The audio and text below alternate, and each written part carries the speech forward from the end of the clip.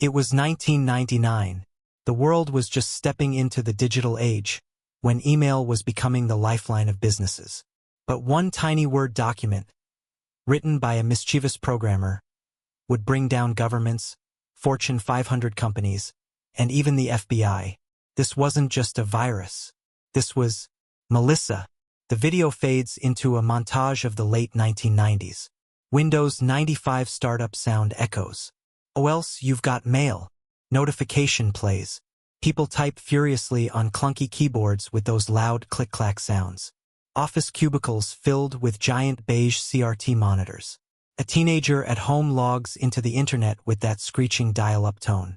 To understand how one tiny virus could spread like wildfire, we need to go back to 1999. A world caught between two centuries. A world where the internet was no longer a playground for scientists or hackers in universities. It was slowly becoming the heartbeat of everyday life. A business executive in New York sending an email to a partner in Tokyo. A college student using Hotmail to send love letters. Families discovering chain emails and jokes in their inbox. Email wasn't just communication. It was magic.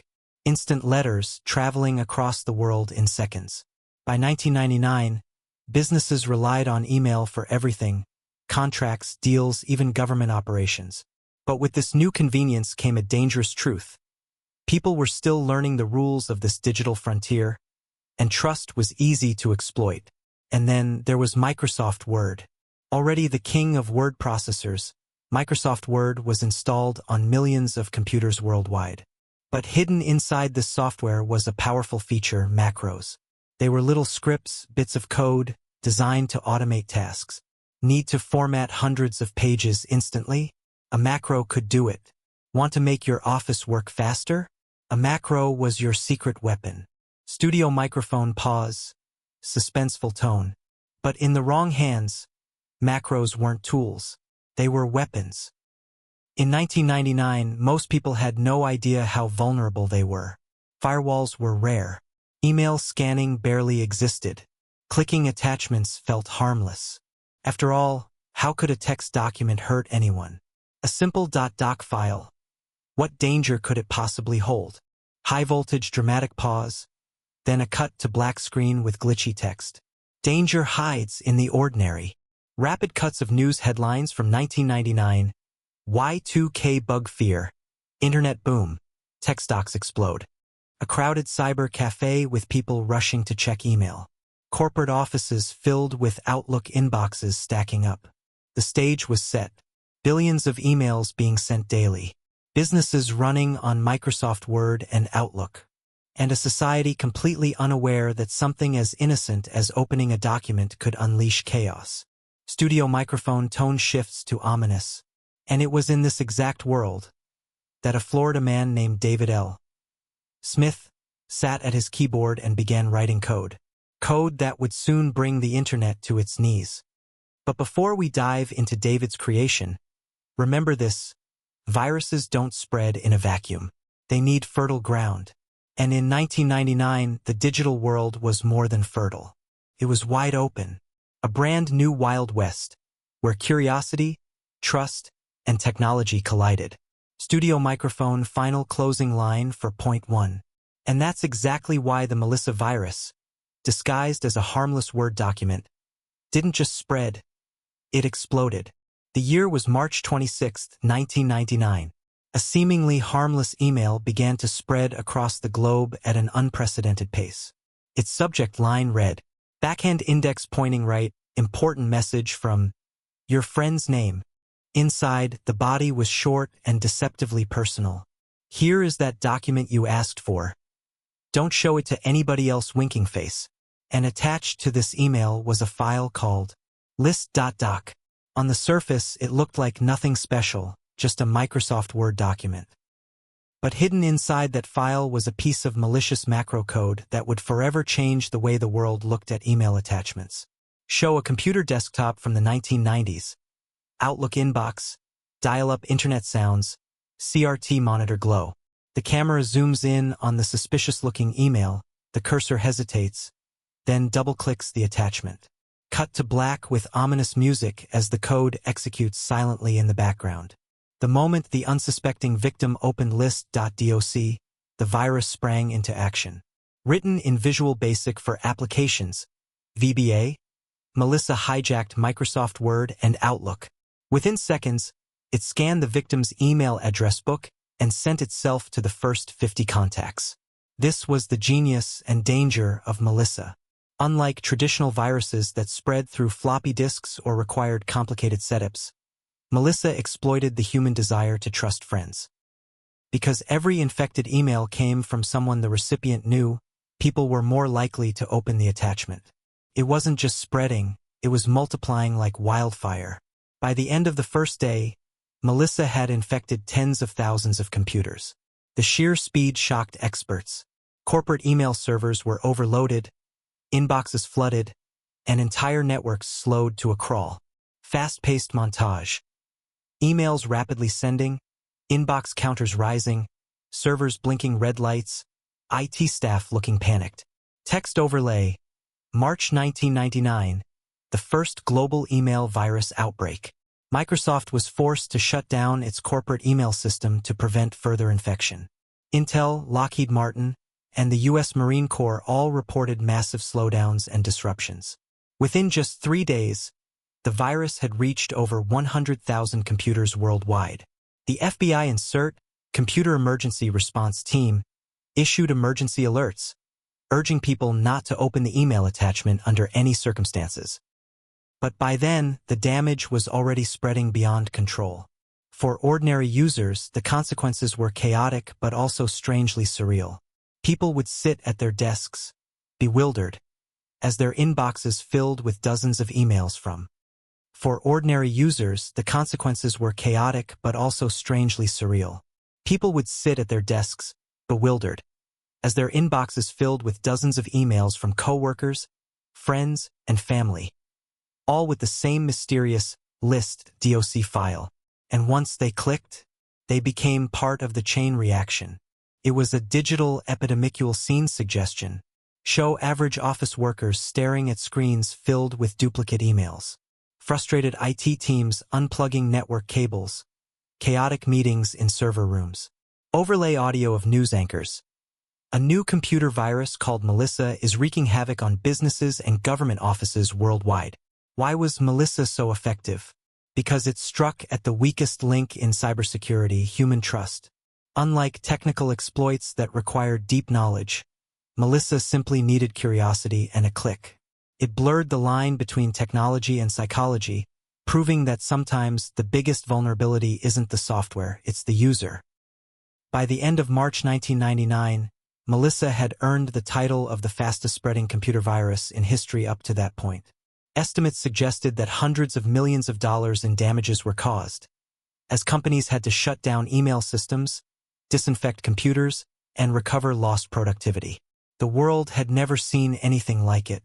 In just a matter of days, Melissa went from a single file on a single computer to a global cyber plague. And behind it all was a young man who never imagined the chaos his creation would unleash. The moment the Melissa virus slipped out of its creator's control, the digital world felt the tremors almost instantly. Picture this as a cinematic sequence. Offices buzzing with the sound of ringing phones, inboxes pinging relentlessly, and IT administrators staring at their screens in disbelief as Microsoft Outlook spun out of control. What had started as an ordinary Friday in March 1999 quickly descended into what journalists later described as a digital traffic jam of epic proportions. Melissa's payload was deceptively simple yet devastatingly effective.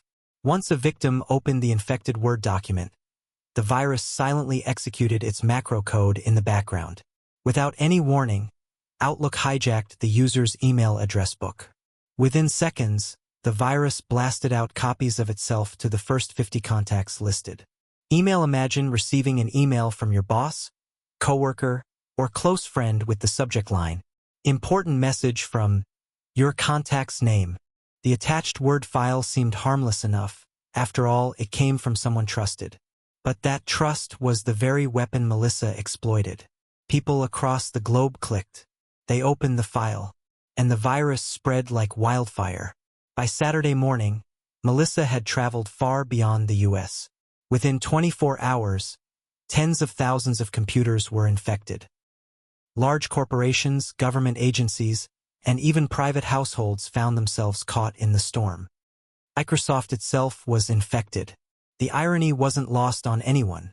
The company whose software was being exploited couldn't escape its own creation. The Pentagon and FBI email systems were disrupted.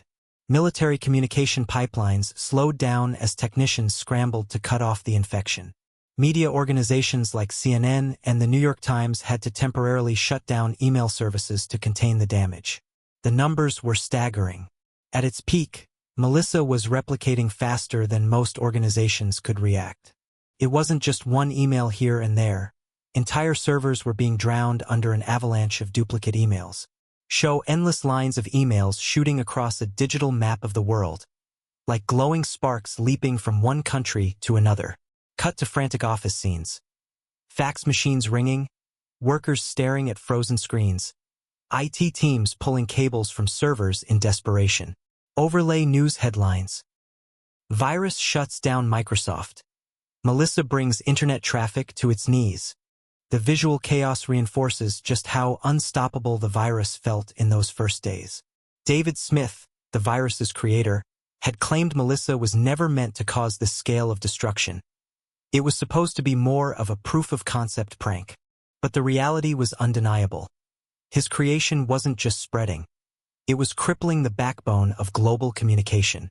Melissa wasn't stealing credit card numbers or sensitive data. It wasn't destroying files. Instead, its power lay in its sheer volume. By flooding systems with millions of emails, it choked the arteries of the internet, forcing corporations to shut down their email networks entirely. Some organizations estimated they lost millions of dollars per day due to downtime and lost productivity. By the end of the outbreak, the damages were tallied at nearly $80 million globally, a number that, for 1999, was catastrophic. This is where the narrative sharpens. The FBI and cybercrime units realized they were dealing with one of the fastest-moving digital threats the world had ever seen. For the first time in history, the phrase computer virus was splashed across mainstream news headlines in primetime broadcasts. The Melissa outbreak wasn't just an inconvenience. It was a wake-up call to the entire world that email itself could no longer be trusted. The chaos Melissa unleashed left behind more than clogged inboxes and frustrated employees. It sparked one of the most intense digital manhunts of the late 1990s. For law enforcement, this wasn't just about stopping a computer virus. It was about making an example. If they didn't catch the person behind it, they feared copycats would feel emboldened to unleash their own versions. The FBI's Newark field office took the lead, quickly forming a task force with the Secret Service and state police. Their mission was clear: track the origins of the virus before its creator vanished back into the shadows of the internet. Investigators began reverse engineering the virus code. They noticed Melissa wasn't written in assembly or C, common at the time for malware, but in Microsoft Word's Visual Basic for Applications, VBA. This was unusual but also a clue. It meant the writer knew Word inside out. Embedded inside the virus code was a peculiar string, Quijibo. Anyone who had seen The Simpsons might recognize it as a nonsense word from the show. It was quirky, but quirks can be fingerprints. The FBI and cybersecurity firms collaborated to trace where Melissa had originated. Through email logs, they discovered that the first batch of infected messages had been sent from an AOL account. Investigators subpoenaed AOL for subscriber data tied to the suspicious account. This led to a username registered under the name David L. Smith, living in New Jersey. But before rushing in, the FBI had to be sure. Viruses often use fake accounts or stolen identities. To strengthen their case, the FBI kept digging. They discovered that Smith had previously been active in underground hacker forums, where he was known by the handle Quijibo. That same word hidden in Melissa's code? It suddenly looked less like a joke and more like a signature. The FBI monitored Smith's online activity. When he logged into AOL, they tracked the IP addresses. When he visited online forums, they observed his discussions about viruses, coding, and the underground hacking world. Finally, with enough evidence to tie him to the crime, the FBI moved in. In April 1999, Barely weeks after Melissa brought the internet to its knees, agents stormed David Smith's apartment.